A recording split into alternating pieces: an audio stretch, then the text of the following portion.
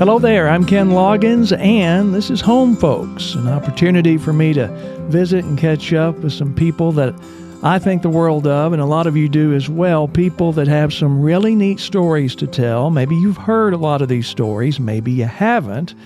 That's why we're here. These stories need to be told, need to be heard. Before we get started with our guest, I want to remind you, subscribe to my YouTube channel, Ken Loggins Online. That's where you find these Home Folks visits, as we're calling them. Also, every time we drop a new visit, some brand new content, you'll be among the first to know if you subscribe to that channel. And if you follow us on Facebook, Ken Loggins Online on Facebook. We'll have some clips posted from our various visits from time to time on the Facebook page. So please do that. Go to YouTube and subscribe to the channel, Ken Loggins Online, and also Ken Loggins Online on Facebook. Safe to say that Melbourne native Tim Hamilton has certainly made his mark. In his 32 years at KATV in Little Rock, he won numerous awards for his work as a photojournalist, television producer, and editor. In 2011, he returned to his alma mater, Harding University, to serve as assistant professor in the communications department. Now, in 2023, Tim was inducted into the prestigious Mid-America Emmy Silver Circle, recognizing 25-plus years of exceptional dedication and service to the broadcasting industry. He's won an Emmy Award for a series of reports on Peru's war on drugs. He's also a National Edward R. Murrow Award recipient. Not too bad for a Melbourne boy. Tim Hamilton, how are you? Hey, doing well. Thank you for having me on this podcast. Thank you so much for joining us here on Home Folks. And I want to say first how much of a privilege it is to be in this state-of-the-art podcast studio here on the campus of Harding University, home of the Bison. You're going above and beyond as far as treating me well here. This is a really wonderful facility. You're quite welcome. And yeah, we have a terrific setup here at Harding in the Reynolds building on campus. Students who want to work in, broadcast, whether it's news, weather, or sports, or podcast, or newspaper, anything to do with the media. Our students can do it here. And the facility is top-notch. And this room here is a couple years old. Mark Pryor, the chief engineer here at the university in the communication department, does an incredible job keeping everything going. I have no idea how he keeps it going because he's a one-man show here pretty much, and he does a great job. But yeah, we have a beautiful place here, great facility, and our students really do well when they graduate. So we're proud of them, and we're proud to have this building. Speaking of the students, as you well know, a lot of kids from not only Melbourne, but Sharp County, Independence County, Fulton County, Stone County, you name it, not only Izard County, have attended school here at Harding, as you did. You got your undergraduate degree in 1980. Things have kind of come full circle. You came back home to Harding a few years back. Tell us about your relationship with Harding through the years. I was here from 1976 to 1980. Growing up as a kid, being exposed to sports early on, the Razorbacks and the Cardinals, those two specifically, I got hooked early on listening to the games on the radio. And so my dream as a kid was to do play-by-play for a team. I had no idea how to go about making that happen, but I knew that was my passion. That's what I loved. So, when I got ready to graduate in 1976 from Melbourne High School, at that point you have to try to figure out what you're going to do, what you're going to do. You're going to go to college or not. And no one really on either side of my family had been to college at all. So that was kind of scary a little bit to think about that. But anyway, so I kind of started doing some research, and really what I discovered was at that time, and this was 1976, the best radio, television, broadcasting program in Arkansas was in Jonesboro at Arkansas State. I made a trip over there. They were so nice and kind. I met the chairman of the department, and he showed me their facility, and I was able to see a dorm room and got exposed to all of that. And then my very best friend in high school, Rocky Lawrence, he and I went over there together. And so we had this agreement that, we were going to go to school together. Wherever we ended up, we were going to both go. And so he was over there too. And so this would have been in, late fall of 75. Everything was kind of set. We kind of had it all worked out. But then the thing that happened to me, which changed everything, and it led to everything good that's happened in my life, is the way I would say that. I became a Christian through another great friend of mine in Melbourne, Mark Copeland. Mark's dad was an elder there at the Melbourne Church of Christ. And so Mark and I, we grew up being friends, and he was a year older than me. And then there was a gentleman named Gerald Coleman, who also went to the church there at Melbourne. That's where I was exposed to, doing what I did. Now, it's kind of funny because my grandfather, John Hamilton, was a Baptist preacher in Melbourne and Islay County in that area. And he was very involved early on at the Bellevue Baptist Church. Yeah. I think he preached there maybe way, way back. But as a kid growing up, he was never preaching there. But that's where we attended church, at the Bellevue Baptist Church. My dad passed away, Jim Hamilton, in 1971. That was a really tough time for my mother and me and my sister. And so I kind of feel like we started kind of wandering around out there a little bit.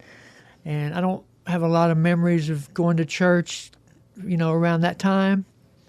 So anyway, that whole thing changed everything for me. And Mark introduced me to Harding College. That was before it became university. And he brought me up here to a basketball game at the Rhodes Fieldhouse. I have great, vivid memories of that. He also, he was a year older than me, and he came to Harding, so he had already been at Harding, for a year. And so I was able to come up and get introduced to Harding through that. But that didn't happen until I really got connected there with the Melbourne Church of Christ and became a Christian, and all that kind of fell into place. And then there was a youth workshop, youth forum, I think they call it back in the day here.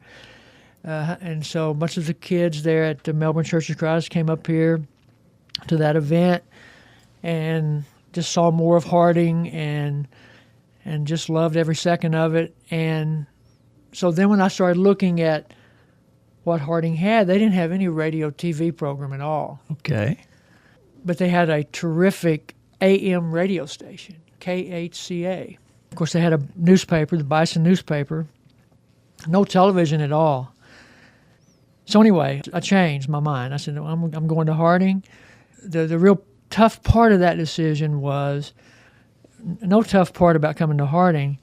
The tough part was Rocky, because I was really worried about that because I knew we were all set. Lost your wingman. Yes, and so I really talked to him about coming here with me. I wanted him to, and so we talked about that. And then when it all played out, it just didn't work out for him to do that, and so I came and had great 4 years here. Just jumped into the radio station from day one. Worked endless hours through 4 years. Was able to do some play-by-play for Bison's basketball and baseball is what we did on the radio back then. We didn't do football. And then we had, the sportscast and all that kind of stuff. And I became sports director my second year. Did that for 3 years. So, yeah, that's kind of how that happened. It's crazy looking back at that path, but that's what happened. And then it's kind of ironic, I guess, that really with Harding having no TV at all, I had 32 years in television. The reason that happened was Harding, because my professor at the time, a gentleman named Bill Brandt, he decided where students would go for internships. And I had let him know how badly I wanted to go to KATV. the Razorback station and that whole thing. Sure. You know? But that was no guarantee. It's like others wanted to go too. So anyway, and I'll never forget the day when I walked over to his office to find out where I was going to go, where he was sending me. And I'll never forget walking in. I had a seat. He reached across his desk, handed me a piece of paper, opened it up. It said KETV, 401 Main Street, Little Rock. And then it had the name Jerry Howard, production manager, I think was his title at the time. And so I went, met Jerry, visited with him for 5 minutes, and he said, I think you would be happier in the news department as opposed to production after we just talked for 5 minutes. So he picks up the phone, calls Jim Pitcock, the news director, walks me up, introduces me to Jim. And so they set up an internship for me on Friday, Saturday, and Sundays, working in sports. Met Paul Eels, I met Ray Tucker, I met Bob Steele, Frank Thomas, Vic Shedler, all those great names back in that era were there. And I was like, where am I? What am I doing here? How did I get here? We're visiting with Tim Hamilton here on Home Folks. I want to backtrack a little bit to high school for just a second because I know your senior year, you were editor of the Cub, if I'm not mistaken, the school newspaper there at Melbourne. Exactly 10 years later, my senior year, I was editor of the Cub. And so there's that connection. Yes. Of the faculty, the teachers there that you remember at Melbourne High School, who would you say had the biggest influence on what you would eventually become? That's a great question. And I would mention that Becky... Co-editors. Yes. So Becky exactly. was... we did that together and had a great time doing that. Becky Hames. That's yes. Right. And then, of course, Miss Blankenship. Miss B. Who was our boss, I guess you would call it. Yeah, read the journalism stuff. Yeah. Wow. When I think, I guess when you just say Melbourne and teachers, Miss Bonnie would be at the top. Mm-hmm. But that goes way back to fourth grade. But great influence, great memories of that class. I remember I missed class one day for whatever reason, and our home was just a few steps from the school ground there. In fact, you could be in the fourth grade class, and I could look out and see my house. Sure. Over down the road there. That's how close we lived, so we walked back and forth every day. And so I missed a day, and at that time, my parents, my dad and mom, owned a little grocery store. Mm-hmm. Called Jim's Grocery, and it was just right down from the house. I missed class, and I'm walking from this is after class is out, and Miss Bonnie had to drive down that street to park her car to go into the building. So, she would pass our house coming and going every day. I'm walking from the house to the store, and I guess school's out, and Miss Bonnie passes by, and she stops and looks at me like, well, you weren't at school today. What are you out running around playing or whatever you're doing, And but anyway, I've never forgotten that moment because I felt so bad. I felt so like I'd let her down. I felt really guilty that, even though she didn't jump on me or anything like that, it's just the way she talked to me, the way she looked at me, I knew I had, messed up. We're going to take a quick break. We're going to be right back. We're going to talk about, you mentioned Rocky Lawrence a while ago. We're going to talk about the famous who's better, Elvis or Beatles debates. We'll talk Razorbacks. We'll talk about a lot of neat things coming up. It's Home Folks. I'm Ken Loggins. My very special guest, Tim Hamilton. We're back in a moment.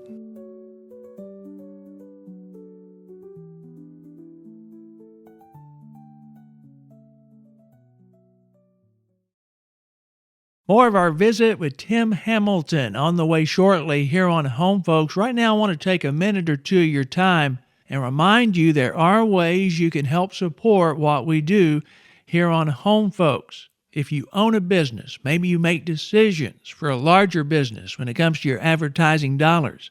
I would love to visit with you about the advertising opportunities here on Home Folks. I think you'll find it very affordable. You'll be supporting something that's community-focused, community-driven. I'd love to visit with you more about it. All you have to do is drop me an email at kenlogprod@gmail.com. That's short for Ken Loggins Productions. kenlogprod, KENLOGPROD @gmail.com. Once again, send me an email. We'll talk a bit more about it. Now, you can also direct message me at the Facebook page for Ken Loggins Online. That's Ken Loggins Online on Facebook. Drop me a direct message with your contact info, and I'll get back with you. Also, if you like what you hear, want to hear more of it, subscribe to the YouTube channel, Ken Loggins Online on YouTube. Now, you don't have to subscribe to get the content. I appreciate all the views I can get. But by subscribing, you'll be alerted whenever there's a new visit available here on Home Folks. So once again, subscribe here at the YouTube channel if you can. And we also like to keep everyone updated as far as our Home Folks schedule on Facebook. Ken Loggins Online on Facebook. Once again, Loggins is spelled with an A, L-O-G-G-A-I-N-S. It's L-O-G-G-A-I-N-S. Okay, I've taken up enough time here. We need to hear some more stories from Tim Hamilton. What do you think? Let's do that as Home Folks continues. Thanks so much for joining us. This is Home Folks. I'm Ken Loggins. This particular visit with Melbourne native Tim Hamilton. And a few moments ago, we were talking about the high school days at Melbourne. And you mentioned your dear friend, the late Rocky Lawrence. And I never had a chance to witness any of these in person. I was in grade school when you were in high school there at Melbourne, but word seeped down to the grade school how legendary these debates were. Who was greater, Elvis or the Beatles? You were obviously a big Elvis fan, still are. Rocky was in the Beatles camp. Were they as legendary as they have been built up to be through the years? No, we had a lot of fun with that, and I don't remember the exact numbers of the stats, if you will, of who had sold the most records or who had the most number ones or whatever. But it seems like a lot of the times I could win my argument maybe with just one of those stats. I would find some stat that Elvis had over the Beatles, and it was probably changing all the time, So, but we had a lot of fun with that. And, yeah, we would gather in the library at the high school during lunch hour or whatever, and we would talk or debate it and get it. I always had a great time with it. Never a mean-spirited thing. But I would say probably the biggest memory I have about our debate. We were juniors because Mark Copeland he might have been an editor of the Cub when he was a senior, but he worked on the Cub. But they decided to have a contest and let the student body vote, so the high school kids could vote. There you go. Who they felt was the best. And I don't remember the exact number on it, but I know the Beatles won by one vote. That's how close it was. Rocky got them over the hump with his one vote. And we were campaigning. We definitely did. We went around trying to make sure people were going to vote one way or the other. We had a lot of fun with that. But now you saw Elvis, didn't you? Was this in Pine Bluff? I saw Elvis twice, actually. Twice.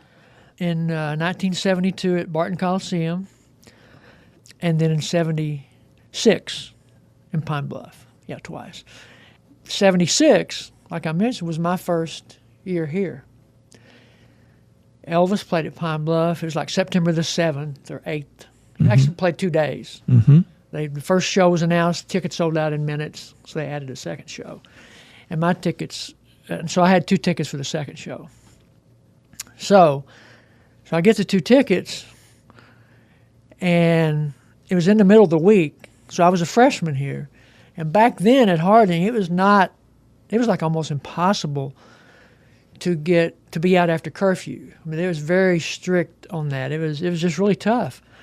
And so there was a point there when I didn't know if they were going to let me go to see Elvis. And that was, I never thought it out to I got to just quit school to go see Elvis. I never did that. Well, you had spent like probably about $8.50 on tickets Yeah, back then, and right. that was a big deal back then. Mark was I'd offered him the second ticket, and he was all in. Well, he was in Theta Tau, one of the clubs here on campus, and they had a really good sports program, softball and stuff, and so that was going on. And so he was like, he wasn't starting, but he was like the next man or whatever. He was just almost there. Mm-hmm. And so they had a game the night of the Elvis concert. This on campus, this softball game, and so he decided he needed to stay for the game because he felt like he was real close to starting, and if he didn't, miss the game, whatever. And so even to this day, he will tell you that was not a good decision. He should have went with me to see Elvis, but we still laugh about that. But now, are you still as passionate of an Elvis fan as you once were? Okay, now I think so. I mean, I have to ask you then about what Baz Luhrmann is doing with. The epic. With the. Yep. Because that Barton Coliseum show you saw was actually on the tour, I guess, where a lot of the Elvis on tour footage was filmed, and that's a big deal for sure. Well, and I know you're excited about seeing that for the first time. Epic coming out soon. It is coming out. Well, the opening scene, it's probably about 5 minutes, 6 minutes, to Elvis on Tour, the movie, is backstage at Barton Coliseum. And he's wearing, and Elvis fans know all about the jumpsuits, and they have names for all of them. And so he was wearing the Burning Love, beautiful red jumpsuit. Pull that movie up, Elvis on Tour, that whole part at the beginning. And you'll see the sign, Barton Coliseum, Elvis, sold out. And then you'll see the limo pulling up, and then you see him in the dressing room. Yes, I've already put it on my bucket list that maybe sometime next year, around August, we might have to do this again and just talk exclusively Elvis for an hour or so. Do an Elvis edition, maybe around the 16th. Coming up, we're going to talk Razorbacks. We're going to talk Cardinals. We're going to talk your favorite sports teams. And we're going to talk about life after KATV. We're going to talk about your involvement with what we thought might be a long shot presidential run that turned out not to be such a long shot. That's all coming up as we continue our visit with Tim Hamilton, Melbourne native. We're here on the campus of Harding University in Searcy, and this is Home Folks. Back in a moment.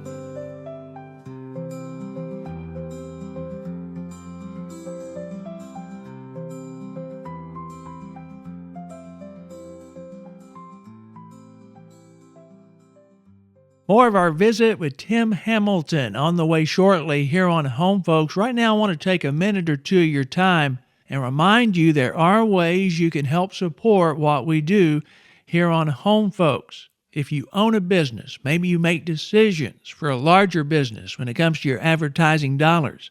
I would love to visit with you about the advertising opportunities here on Home Folks. I think you'll find it very affordable. You'll be supporting something that's community-focused, community-driven. I'd love to visit with you more about it. All you have to do is drop me an email at kenlogprod@gmail.com. That's short for Ken Loggins Productions.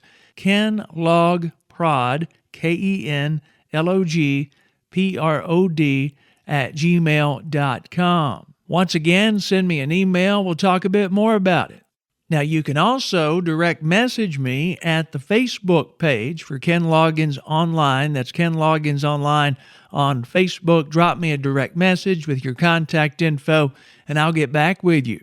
Also, if you like what you hear, want to hear more of it, subscribe to the YouTube channel, Ken Loggins Online on YouTube. Now, you don't have to subscribe to get the content. I appreciate all the views I can get. But by subscribing, you'll be alerted whenever there's a new visit available here on Home Folks. So once again, subscribe here at the YouTube channel if you can. And we also like to keep everyone updated as far as our Home Folks schedule on Facebook. Ken Loggins Online on Facebook. Once again, Loggins is spelled with an A, L-O-G-G-A-I-N-S.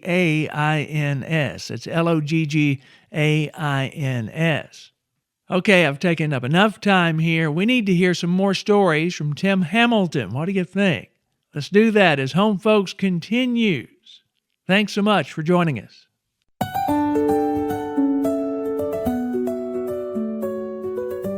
We're back here on Home Folks. Our very special guest today is Melbourne native Tim Hamilton, and we've been talking a lot about Harding University, his days at Melbourne schools, and now we're going to transition a bit to your time at KATV. You mentioned getting the internship, and you were off and running from there.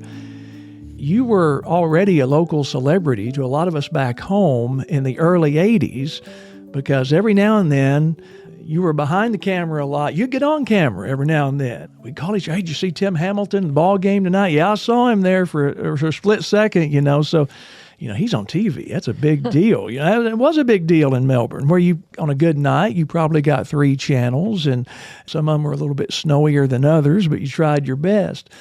I know you'd always been a fan of the Razorbacks, always a big fan of the Cardinals. So those kind of go, for our generation in Melbourne, those kind of went hand in hand. It was kind of passed down from generation to generation because our folks would listen to Jack Buck and Harry Carey call the games on a game they could get at night, were the Cardinal games.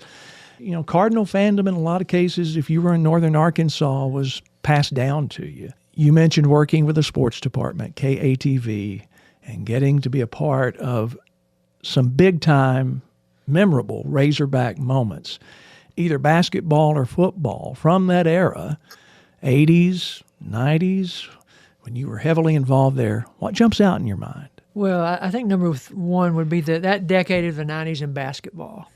Mm-hmm. If you go back and look at those numbers, what Coach Richardson did was incredible.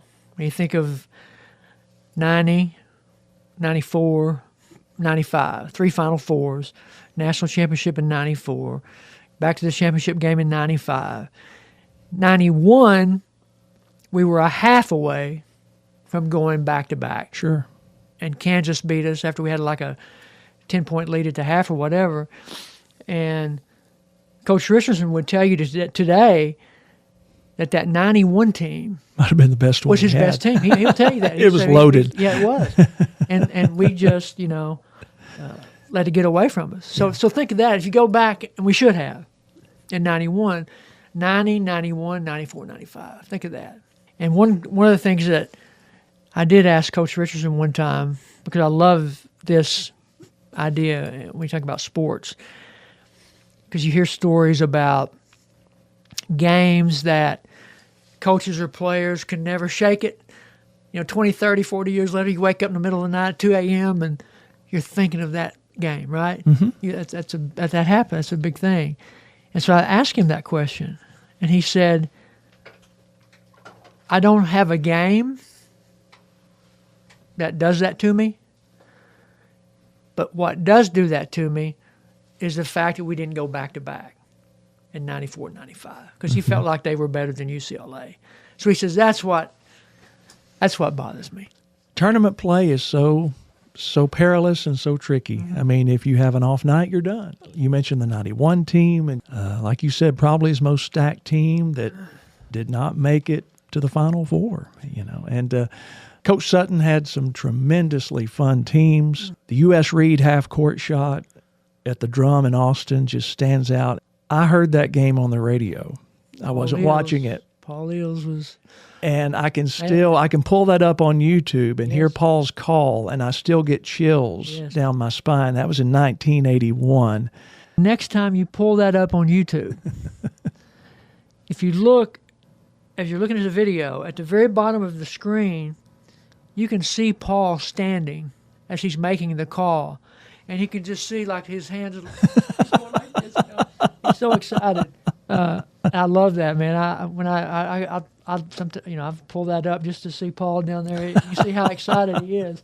So I love that you mentioned that. And next time you pull that up, look down, just look right at the center of the screen at the very bottom, and you'll see a guy standing. You'll see those arms going like that, and he's just having a great time with that moment. Wow. I don't even know where to start with Paul other than just to say that, and you've heard this said before, the nicest man that I've ever known. That fits for Paul Eels.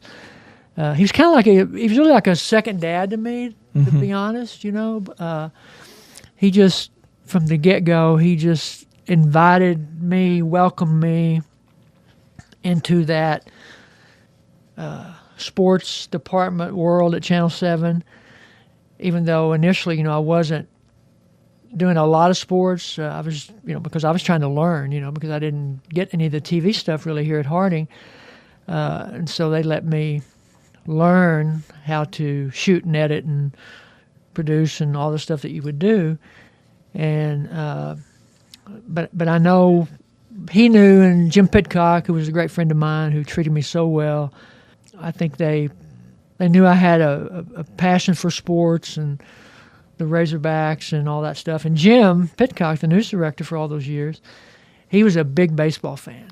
He loved baseball. And so he and I connected on that level, with the baseball.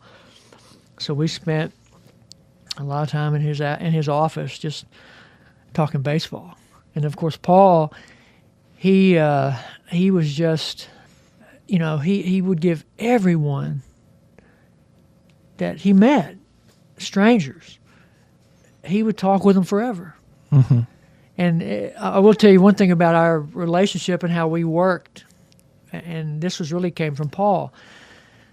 And this would really happen at basketball games up at Bud Walton, because you would do have a 7 o'clock game over around 9. We'd go to the interview, go to the locker room, do the interviews, and the coaches post press conference, and then by the time you did all that with the highlights you had to edit, you had about an hour, not even that long really, to get it ready for the broadcast. So it was a really tense hour there, trying to get all that work done. And so sometimes what would happen is we would be on the floor trying to get off the floor to go to the interview room or whatever, and a fan would come up to Paul and want an autograph or a picture or whatever, and he would stop and talk, and I'd be there like, man, we gotta go. Paul, you're killing us here. We're gonna waste 5 minutes here. We need those 5 minutes or whatever. So that happened, and I would say this: 26 years he and I worked together. We never had one bad moment, not one. And I'll give Paul all the credit for that. We never got into it. He never got after me. I, never got after him. Obviously, just never had a bad moment, not one time. And it's really amazing when you think of the pressure and the stress and everything that goes into working under deadlines like that every day. And then being on the road, covering all those games in those windows of how much, time you had to get the work done. Never had a bad moment. But one time Paul did come to, at some point he said, I know it frustrates you when the game's over and we're trying to get this work done and somebody will come up to me or whatever. He said, I just can't say no. I just can't not visit with those folks. So he said, here's what we need to do. Here's what I want you to do. The next time that happens, you just come up, walk in a very kind way, and just grab me, say, hey, Paul, we got to, we're under the gun here. We got to go. And so that's what we did. That's how we handled it from then on. But that made him feel so much better for me to come in and say, hey, we got to go, as opposed to him having to walk away from that fan who wanted a minute or two with him. Mm-hmm. So, yeah, just a wonderful man in every way. Of course, this. He was the voice of the Vanderbilt Commodores before he came to Arkansas, and there are still people to this day, 50 years after, and they have nothing but good to say about Paul Eels. They remember Paul Eels in Nashville. Arkansas was playing Vanderbilt in basketball. So Paul, me, and Vicky, his wife, because her mom was in a nursing home over there at the time, and then a guy named James Thompson, who was a longtime sports guy at the Gazette, and then ended up at our place, ran the news desk for several years after the Gazette folded.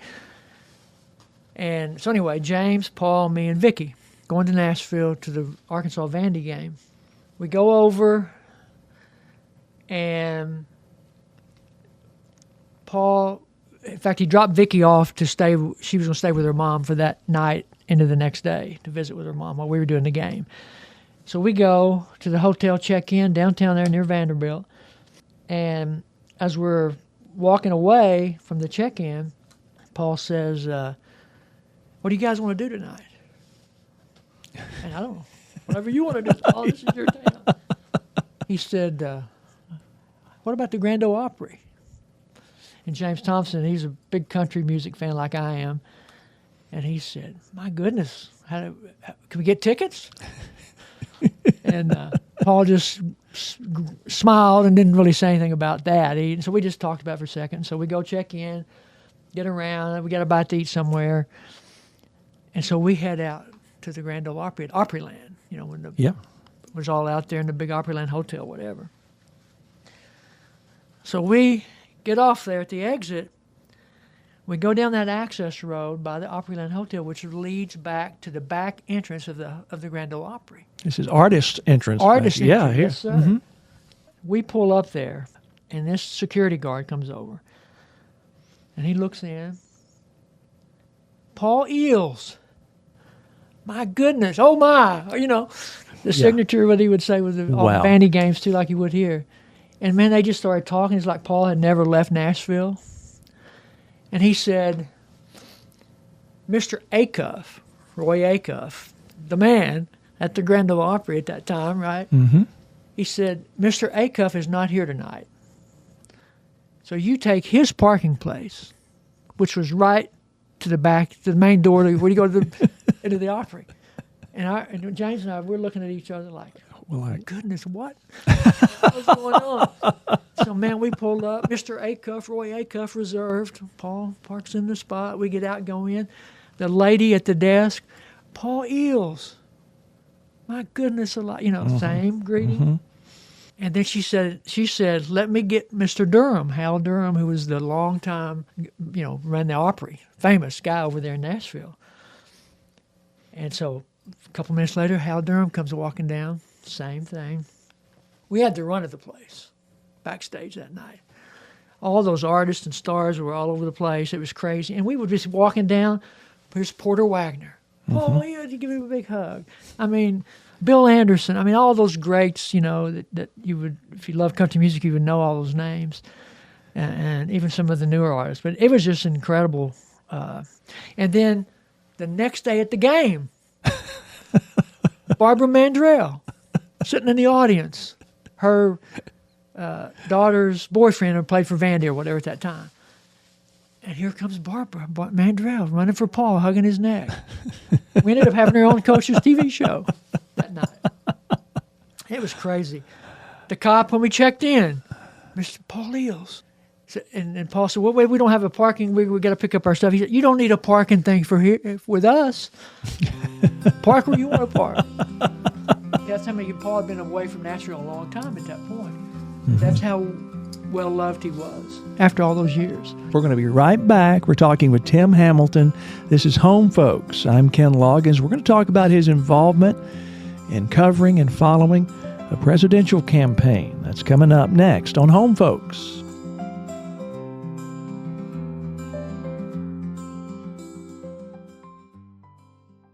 More of our visit with Tim Hamilton on the way shortly here on Home Folks. Right now, I want to take a minute or two of your time and remind you there are ways you can help support what we do here on Home Folks. If you own a business, maybe you make decisions for a larger business when it comes to your advertising dollars.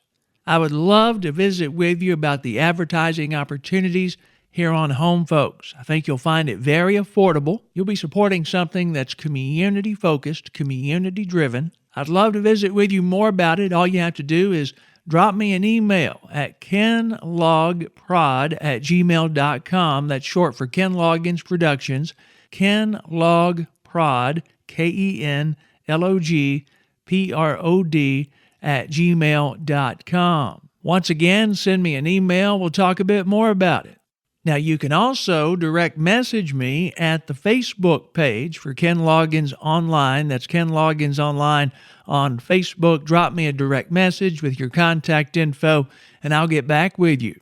Also, if you like what you hear, want to hear more of it, subscribe to the YouTube channel, Ken Loggins Online on YouTube. Now, you don't have to subscribe to get the content. I appreciate all the views I can get. But by subscribing, you'll be alerted whenever there's a new visit available here on Home Folks. So once again, subscribe here at the YouTube channel if you can. We also like to keep everyone updated as far as our Home Folks schedule on Facebook. Ken Loggins Online on Facebook. Once again, Loggins is spelled with an A, L-O-G-G-A-I-N-S. It's L-O-G-G-A-I-N-S.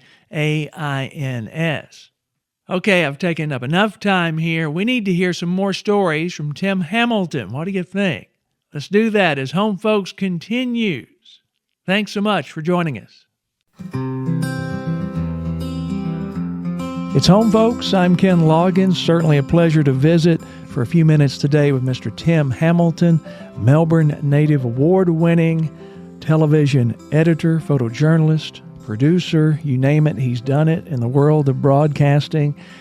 This visit today on the beautiful campus of Harding University in Searcy. Once again, big time thanks to everyone here for being so accommodating.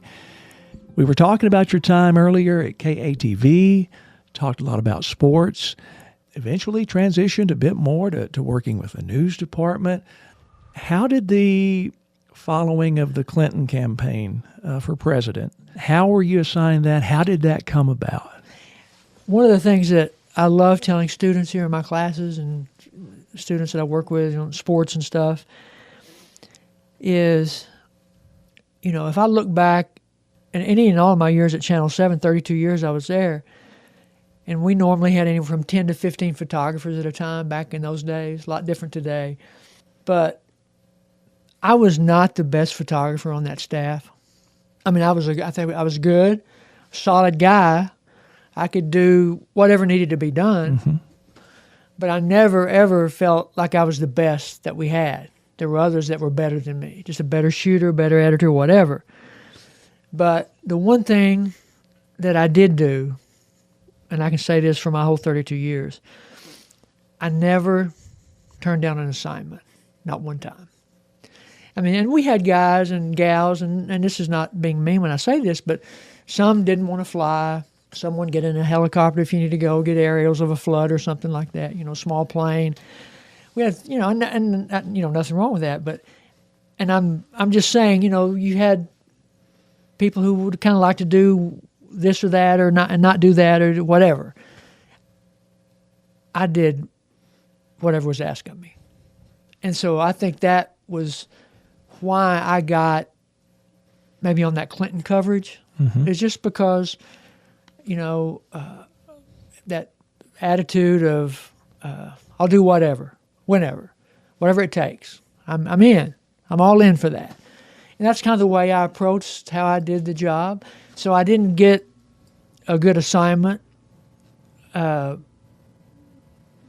I was the best. Mm-hmm. I think I got the really good assignments I got through my career for just being there, being on time, willingness to work, and I think that's a big deal. That's what I tried to share that with students. You don't have to be the best, but you got to show up and be willing to work. And so I think that helped me. I think in the total of my career, mm-hmm. if you look at the fun stuff I got to do, and that would have fit probably for the Clinton stuff, but. The Clinton presidency, the election, probably the thing that I think of most of all when I think of that Clinton stuff. And there were several things I could mention, but if I just mentioned one, we covered the Democratic National Convention in 1992 in Madison Square Garden. Probably, if not the hardest assignment I ever had, it would be in the top 2 or 3. Mm-hmm. Just because of all the amount of coverage we were providing, and it was just a lot going on there. We were there for a week or whatever it was. So we are wrapping up the last night that we're there. And we're editing. Me, Randy Dixon, who I mentioned, I think I might have mentioned his name earlier, and a young lady named Gina Curry. And Gina was a terrific news anchor. So the 3 of us were on that trip covering that. And we are so tired. Mm-hmm. We are just worn completely out. And we're just so thankful that we're here at the end. Got this last thing to cut, probably 3 a.m., 3 a.m. Eastern time or something like that. And lo and behold, Randy's phone goes off, and it's Jim Pitcock, our news director, at 3 a.m. He said, hey, I have a little change in plans for you guys. And so we're sitting there, and we could see Randy's face. It just like, what's going on here? This looks really bad. Just from our looking how he would, we hear just the one side of the conversation. So anyway, he finishes, and he says, you're not going to believe what he wants us to do. He said, in the morning, he wants us to rent a van, and Clinton Gore, we're going to start a bus tour from New York City after the convention, and it was going to end in St. Louis. So here's what we did. We covered 8 states, 17 cities in 6 days. Right after that grueling week we had. So we had to travel to all of these cities, all of these rallies, all of these places where we were giving speeches. We had to cover those events. We had to be live, and then they sent the satellite truck up to join us. And I can't even tell you. It was so, at the beginning, when he said that out, when Randy was telling us what Jim had said, Gina said, Randy, I can't do it. I'm physically I can't do that. End of the rope. Mm-hmm. I am worn out. I can't do that. But we got it done. Somehow, we got it done. So that was one of the great memories I have of that whole deal, just because of what we'd been through and then what we had to go through. And of course, we had no idea how this was going to be, but it was tough, as you can imagine. Campaigns, presidential campaigns, they have their peaks and valleys. A story comes out, poll numbers go down, a debate happens, poll numbers go up. At what point, do you remember an exact point where you thought, hey, this might really happen. He has a shot at this? I do. I have exactly the moment. We were in New Hampshire covering that very early. That's early on, yeah. Early on. And the Jennifer Flowers story had broken. A big story at the time. Mm-hmm. And the media had basically said Clinton was done after that story broke. That was the narrative. And so we were up there covering it, and when those returns start coming in, when he walks out on that stage that night in New Hampshire, he's coming in like third, I think it was. But he was not at the end like they said he was going to be. So he did not, he was not finished. But he comes out and he says, New Hampshire, thank you, New Hampshire. Tonight you've made Bill Clinton the comeback kid. So he wrote his own story, his own headline.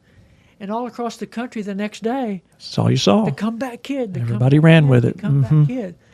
And so not only did he survive New Hampshire, I think it was third he came in. So that's the moment I always remember, the comeback kid. What a ride to be on, covering that campaign, and so many stories. I mean, we could be here all day talking about the stories that you've covered, the awards you've won. After 30 years plus with KATV, you come back here to Harding as an assistant professor. You retire, quote unquote, in 2023, but you taught a class earlier today, adjunct professor. Will Tim Hamilton ever truly retire? That's the question. I doubt that I ever will. I mean, I still, love the media and broadcasting. I love every part of it. And, I don't think I realized how much I would enjoy, working with young people, students, like it turned out to be, because I had no idea what I was getting into when I came here and took this job back in 2012. But I quickly realized, being around the young people, that was energized me, made me feel, younger than I was, and then we did a lot of good stuff here through the years.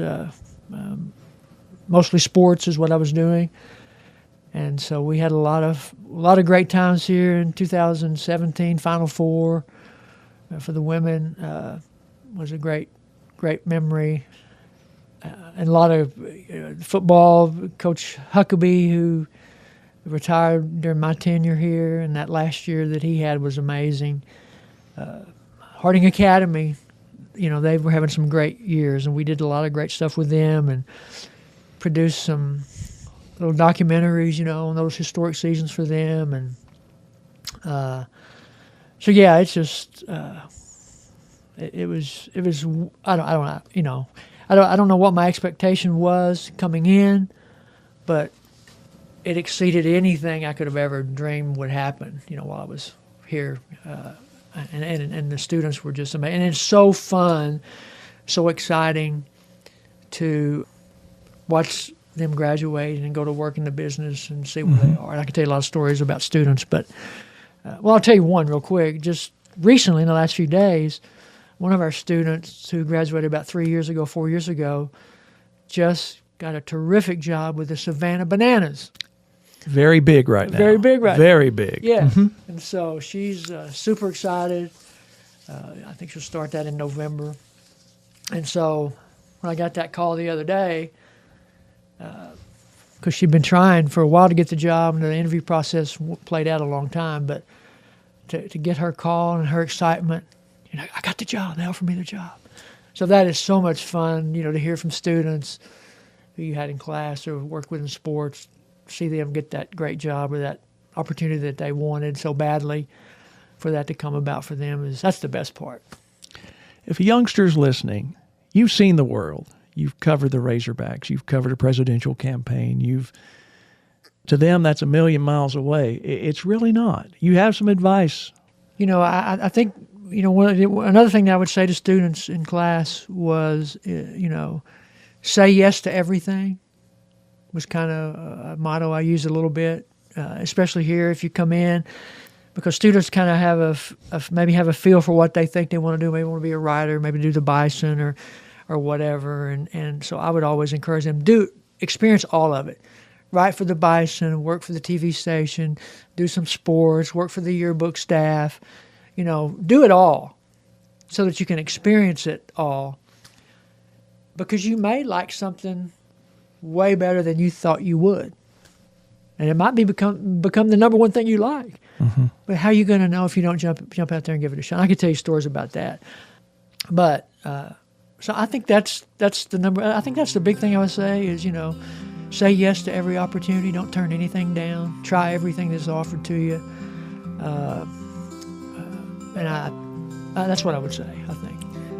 Tim Hamilton, we need to do this again sometime. I enjoyed it. I feel like we've just scratched the surface here. Enjoyed the visit so much. Mr. Tim Hamilton, Melbourne native, currently here an adjunct professor at Harding University, our very special guest on this edition of Home Folks. Don't forget to follow us on Facebook, Ken Loggins Online on Facebook. Also subscribe to the YouTube channel. That's where you find these visits. Each and every time a new one drops, you'll get notified. You'll find it there on the Ken Loggins Online YouTube channel. Once again, Tim Hamilton, thank you so very much. I enjoyed it. This is Home Folks. I'm Ken Loggins with very special guest Tim Hamilton. Thank you so much for joining us.